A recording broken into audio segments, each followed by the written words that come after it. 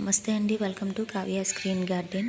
Cactus plants అనేవి flowering కూడా వస్తూ ఉంటాయన్నమాట. వీటి గురించి కంప్లీట్ ఇన్ఫర్మేషన్ అయితే ఈ వీడియోలో తెలుసుకోవచ్చు. వీడియో లెంత్ అనేది చాలా తక్కువగా ఉందండి, అందుకని వీడియో అనేది స్కిప్ చేయకుండా ఫుల్ వీడియో అనేది చూడండి. చూసారు కదా, క్యాక్టస్ ప్లాంట్స్ అనేవి డిఫరెంట్ ప్లాంట్స్ అయితే ఉంటాయన్నమాట. ఇవి సమ్మర్ సీజన్లో ఎక్కువ ఫ్లవరింగ్ అయితే ఉంటుందండి. ఇవి ఎడారి జాతి సంబంధించిన మొక్కలు అన్నమాట.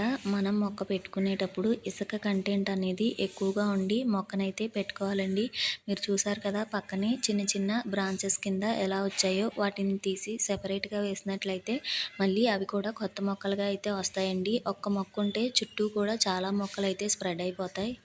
అలాగే వీటిని ఎక్కువ సన్లైట్ వస్తుంది చూసారా, అలాంటి ప్లేస్లో పెట్టుకోవడానికి ట్రై చేయండి. అప్పుడే మీకు ఫ్లవరింగ్ కూడా ఉంటుందన్నమాట. ఇంకొకటి, వాటరింగ్ విషయంలో జాగ్రత్తలు తీసుకోవాలండి. ఓవర్ వాటరింగ్ అనేది ఎక్కువగా చేయకండి. మీరు 3 రోజులకి 4 రోజులకి కొంచెం వాటర్ ఇస్తే సరిపోతుందండి. ఓవర్ వాటరింగ్ ఇవ్వాల్సిన అవసరం కూడా లేదు. ఈ మొక్కల్లో చాలా రకాల మొక్కలైతే ఉంటాయండి. మనకి పువ్వులు పూసాయి కదా, అలాగే డిఫరెంట్గా కలర్ఫుల్గా పూసే ఫ్లవర్స్ కూడా ఉంటాయన్నమాట.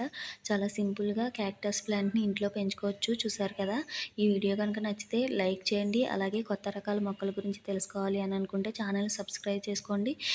వీడియో ఎలా ఉంది అనేది నాకు కామెంట్ ద్వారా తెలియజేయండి.